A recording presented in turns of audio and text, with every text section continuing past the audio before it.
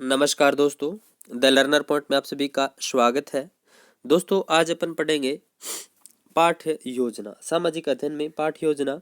और दोस्तों, जो पाठ्य योजना है उसके बहुत सारे उपागम है, जैसे हर्बर्ट स्पेंसर की पंचपदी पाठ्य योजना, और इसके अलावा दोस्तों बीएस ब्लूम वाली, मॉरिसंस का उपागम, भारतीय उपागम जिसमें एनसीईआरटी वाला आता है। सब पे थोड़ी थोड़ी आपको मैं चर्चा कर लेता हूँ, थोड़ा बता देता हूँ। सबसे पहले मैं बात करूँ दोस्तों तो Spencer Herbert Spencer Herbert Spencer ने दोस्तों 4 पद दिए थे। कितने पद दिए थे? 4 पद दिए थे। स्पष्टता, संबंधता, व्यवस्था और विधि, ये 4 ही दिए थे दोस्तों। लेकिन वर्तमान में दोस्तों 5 पद है। हर्बर्ट स्पेंसर की जो पाठ्य योजना है उसके 5 पद है, इसीलिए बोलते हैं हर्बर्ट स्पेंसर की पंचपदी योजना। वो कौन कौन से है तो उसकी ट्रिक है दोस्तों, पे पे तू सा अनु। तो देखो, प्रस्तावना, प्रस्तुतिकरण, तुलना, सामान्यीकरण, अनुप्रयोग। तो हर्बर्ट स्पेंसर ने तो 4 पद दिए थे, 5 कैसे हो गए? तो ये ऐसे हो गए दोस्तों, हर्बर्ट स्पेंसर के 2 शिष्य थे, एक तो था जिल्लर, एक था राइन। जो जिल्लर था ना दोस्तों, उसने जो हर्बर्ट स्पेंसर ने सबसे पहले स्पष्टता पद दिया था, कौन सा? स्पष्टता वाला सोपान दिया था, उसको 2 भागों में विभाजित कर दिया, प्रस्तावना और प्रस्तुतिकरण। ये तो किया था जिल्लर ने, याद रखना, किसने? जिल्लर ने। बाद में दोस्तों एक हर्बर्ट स्पेंसर का एक शिष्य और आया, जिन्होंने दोस्तों एक पद और जोड़ दिया था, उद्देश्य कथन। कौन सा? उद्देश्य कथन। तो जिल्लर और राइन, इनको याद रखना। पूछ सकता है प्रस्तावना और प्रस्तुतिकरण, ये स्पष्टता को किसने बांटे? तो किसने बांटे थे? जिल्लर ने। उद्देश्य कथन किसने जोड़ा हर्बर्ट की पंचपदी योजना में? तो राइन ने जोड़ा था। किसने? राइन ने जोड़ा था। ठीक है। इसके अलावा यदि मैं बात करूं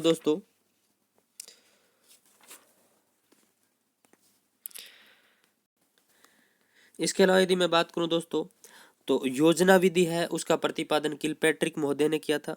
हालांकि अपने जो वर्तमान में पाठ्य योजना का निर्माण किया जाता है वो हर्बर्ट की पंचपदी योजना के आधार पर ही किया जाता है, लेकिन फिर भी मैं आपको अन्य से भी रूबरू करवा देता हूँ।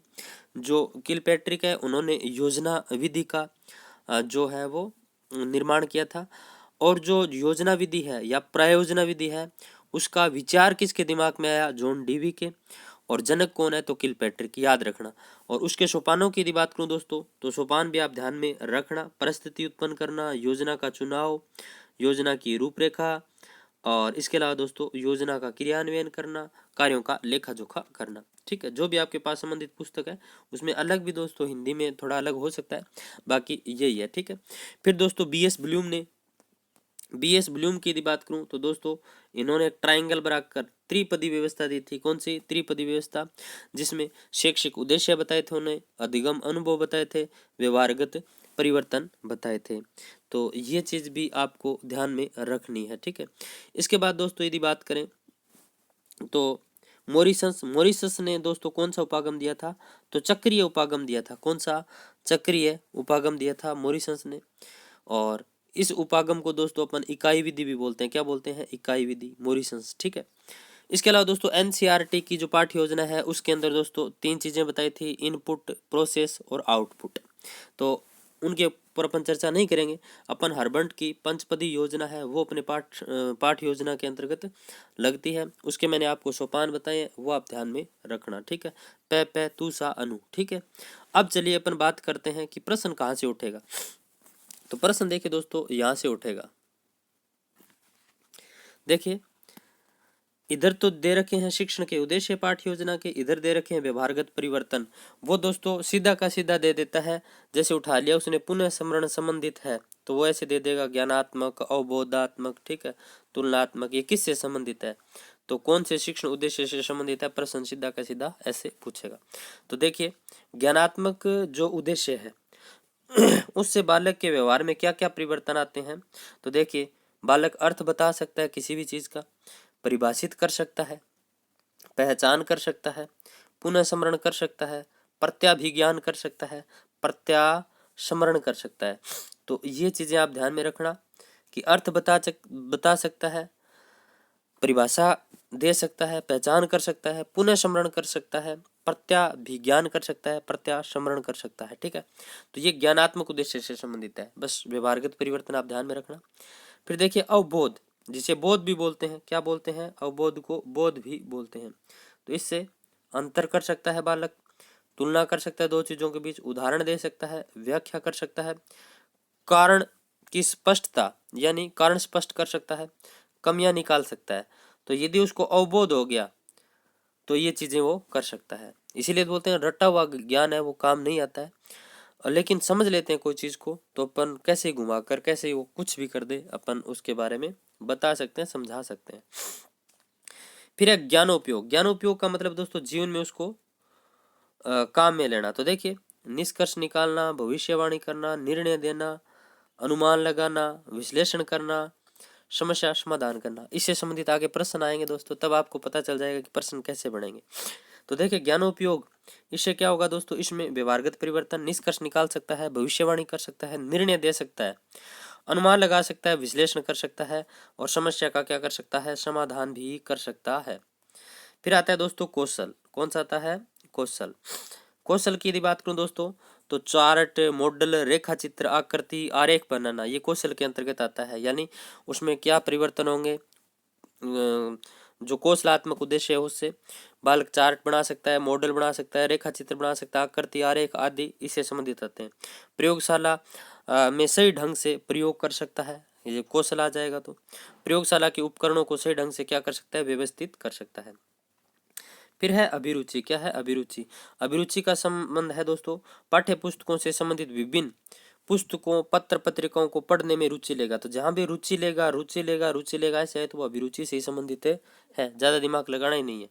फिर देखिए अभिवर्ती। अभिवर्ती का मतलब है दोस्तों दृष्टिकोण, यानी उसका जो अभिवर्ती शैक्षिक उद्देश्य है उससे व्यवहार में क्या परिवर्तन आएंगे, उसके लोकतांत्रिक दृष्टिकोण का उसमें विकास होगा, अंतर्राष्ट्रीय भावना का उसमें विकास होगा। ठीक है, सकारात्मक मनोवृत्ति का विकास होगा, नकारात्मक मनोवृत्तियों से वो क्या रहेगा, दूर रहेगा। ठीक है, अब देखिए दोस्तों पाठ्य योजना के प्रकार की बात करूं तो 3 प्रकार की होती है पाठ्य योजना, वार्षिक पाठ्य योजना, इकाई पाठ्य योजना, दैनिक पाठ्य योजना। तो सबसे पहले देखिए वार्षिक पाठ्य योजना। वार्षिक पाठ्य योजना की मैं बात करूं दोस्तों तो वार्षिक पाठ्य योजना का निर्माण सबसे पहले किया जाता है, वेरी वेरी इंपॉर्टेंट, छोटा सा प्रश्न पूछेगा दोस्तों, निम्न में से किस पाठ्य योजना का निर्माण सबसे पहले किया जाता है। तो किस पाठ्य योजना का निर्माण सबसे पहले किया जाता है, तो पाठ्य योजना का निर्माण है वो सबसे पहले किया जाता है, ये चीज आपको याद रखनी है। ठीक है, वार्षिक पाठ्य योजना है इसका निर्माण सबसे पहले किया जाता है। ठीक है,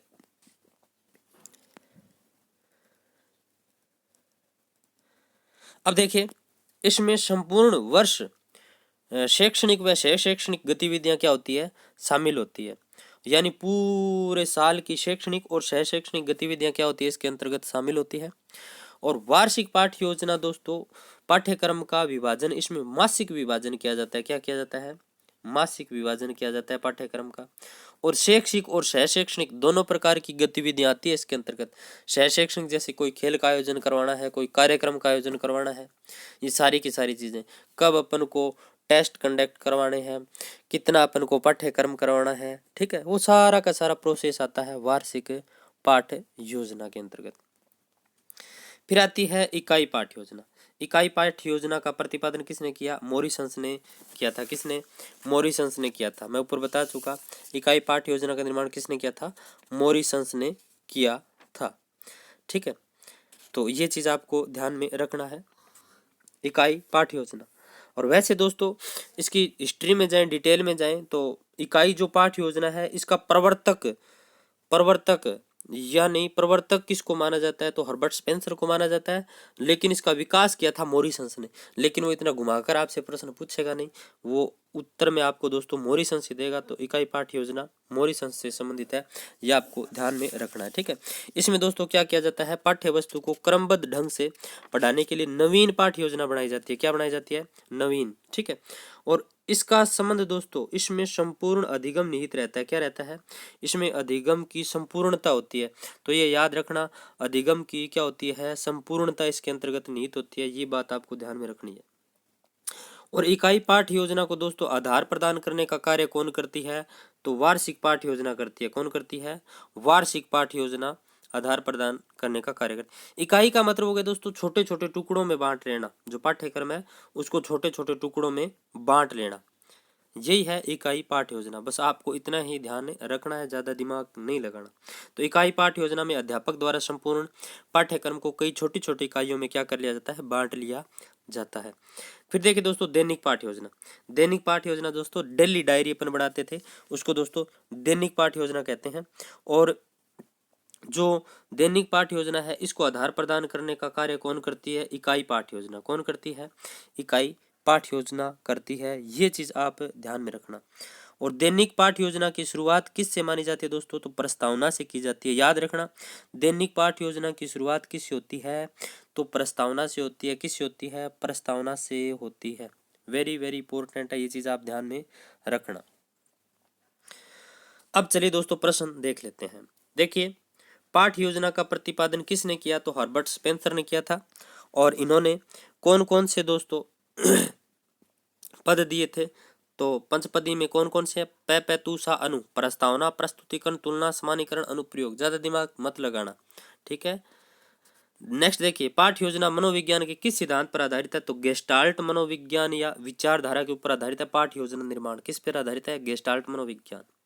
फिर देखिए, कौन, क्या, कब, कहाँ, ये किससे संबंधित है? तो अब आपके समझ में आ रहा होगा, व्यवहारगत परिवर्तन। और इधर मैंने शैक्षणिक उद्देश्य दे रखा था, तो बोधात्मक से संबंधित है। किससे संबंधित है? बोधात्मक। कौन, क्या, कब, कहाँ?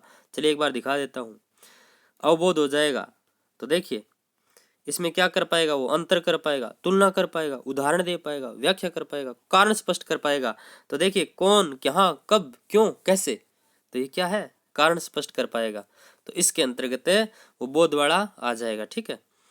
तो आई होप आपके ये समझ में आया है। अब देखिए नेक्स्ट, एक बालक जैन व बौद्ध धर्म में अंतर स्पष्ट कर पाएगा। तो अभी बता कर आया हूं, अवबोध में क्या आता है? अंतर स्पष्ट करना आता है। तो अंतर स्पष्ट करना अवबोध से संबंधित है। नेक्स्ट देखिए, एक बालक आकाश में घने बादलों के आधार पर यह अनुमान लगाता है कि शाम तक बारिश हो सकती है, इस उद्देश्य की पूर्ति हो सकती है। तो दिमाग क्यों लगाना अपन को? एक पर्टिकुलर शब्द पकड़ो ना, अनुमान लगाना। अनुमान लगाना, तो देखिए अनुमान लगाना अपन यहाँ पर देख कर आए थे। देखिए, अनुमान लगाना, अनुमान लगाना मतलब किससे संबंधित? तो सिद्धि से सिद्धि, ज्ञानो उपयोग से संबंधित। फिर है, एक बालक सुंदर चार्ट, मॉडल, आकृति बना सकता है। बालक के किस उद्देश्य की पूर्ति हो रही है? तो बता कर आया था ना मैं, चार्ट बनाना, मॉडल बनाना, आकृति बनाना। तो चलिए दिखा देता हूँ, ये लीजिए, चार्ट, मॉडल, रेखा चित्र, आकृति बनाना, प्रयोगशाला को सही ढंग से प्रयोग करना। बस दिमाग लगाना ही नहीं, कौशल से संबंधित है। किससे? कौशल से। फिर एक बालक विभिन्न प्रकार के सामाजिक सांस्कृतिक संगठनों के कार्यक्रमों में भाग लेता है। बालक में किस शैक्षिक उद्देश्य की पूर्ति हो रही है? तो देखिए, बालक किस में भाग ले रहा है? सामाजिक सांस्कृतिक कार्यक्रमों में भाग ले रहा है। तो वो सामाजिक सांस्कृतिक कार्यक्रमों में भाग ले रहा है, तो इतना तो दिमाग है अपने कि उनमें भाग ले रहा है, मतलब क्या है? उसकी उसमें रुचि है। अरे अपन छोटे छोटे थे तो स्टेज पर कभी जाते थे क्या? डांस में, गानों में नहीं जाते थे। क्यों? क्योंकि अपनी रुचि नहीं थी। और जिन बालकों की रुचि होती थी वो पहले हाथ खड़ा कर देते थे कि सर मैं होऊंगा डांस में, सर मैं होऊंगा संगीत में, ठीक है। क्यों? क्योंकि उनकी उसमें क्या है? रुचि। तो किससे संबंधित है? अभिरुचि। और मैंने आपको बोला था ना, रुचि पकड़ लेना, बस रुचि मतलब अभिरुचि। अब देखिए, पाठ्य योजना की आत्मा किसे कहते हैं? तो प्रस्तुतिकरण को कहते हैं पाठ्य योजना की आत्मा। बोला था ना, पे तू सा अनु। फिर देखिए, पाठ्य योजना के किस चरण का संबंध बालक के पूर्व ज्ञान से होता है? तो प्रस्तावना का होता है। फिर सामाजिक अध्ययन में सबसे पहले किस पाठ्य योजना का निर्माण किया जाता है? तो सामाजिक अध्ययन में सबसे पहले वार्षिक पाठ्य योजना का निर्माण किया जाता है। किसका? वार्षिक पाठ्य योजना का निर्माण किया जाता है। फिर है शैक्षिक शिक्षण पाठ्य योजना में पाठ्य योजना है। तो याद रखना, शिक्षण पाठ्य योजना में पाठ्य योजना है। तो देखिए, शिक्षण प्रक्रिया में पाठ्य योजना क्या है? साधन है। क्या है? साधन है। दोस्तों, दोस्त का फोन आ रहा है, आप परेशान मत करना बेचारे को। तो देखिए, शिक्षण प्रक्रिया में पाठ्य योजना क्या है? साधन है। क्या है? साधन है। तो आई होप आज की क्लास आपको अच्छी लगी होगी। अच्छी लगी तो लाइक करना, वीडियो को ज़्यादा से ज़्यादा शेयर करना।